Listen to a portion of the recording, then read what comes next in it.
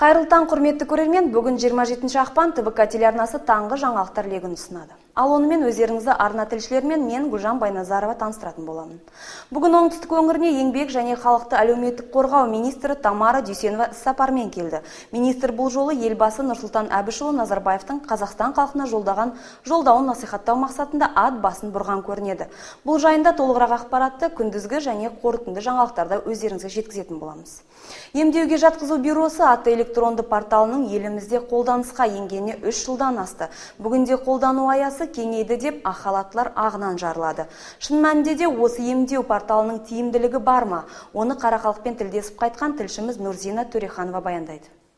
Халықтың игілігіне деп жасалып жатқан бұл жоба 2011 жылдан бастау алады. Мұндағы негізгі мақсат әрбір науқас дәрігер мен емхананы еркін түрде өзі таңдап, сапалы ем қабылдау. Осы мәселе төңірегінде өңіріміздегі медицина саласының мамандары жүйелі жұмыстар жүргізіп келеді екен.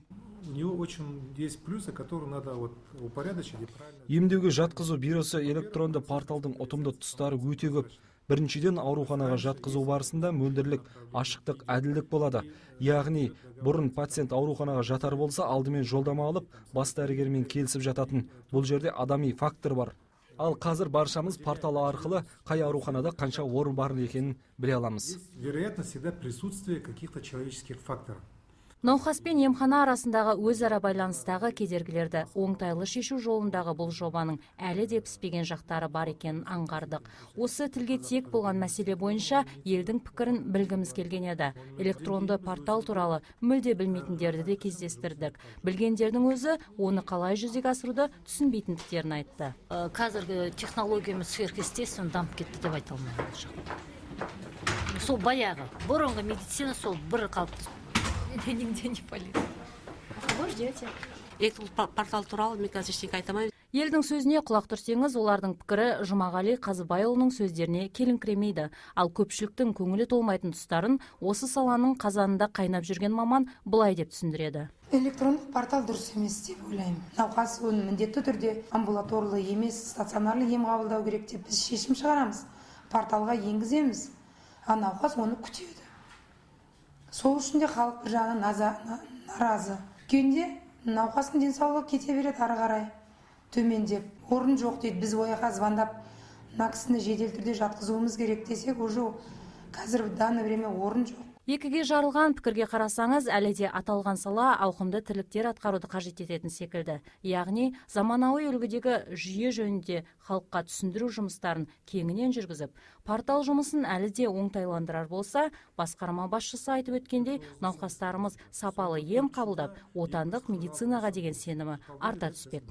Нұрзина Төреханова, Әділ Самаликов, Қанат Байысов, ТВК телеарнасының жаңалықтар қызметі. Облыстық опера және балет театрында Сыдық Мұхамеджановтың Айсұлу комедиялық операсы сахналанды.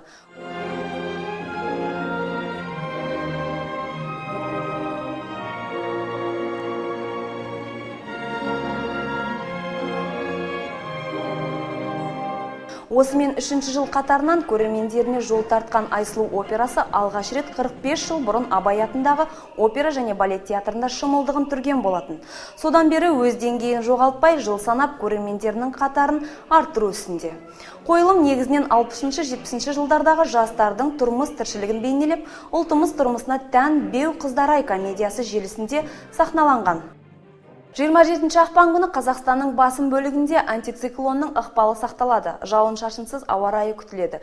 Кейбір аймақтарда тұман түсуі мүмкін. Тек республиканың солтүстігі мен солтүстік шығысында ауа райының тұрақсыздығы сақталады. Қар түсіп, жел күшейеді. Боран соғуы ықтимал, деп хабарлайды Қазгидромет.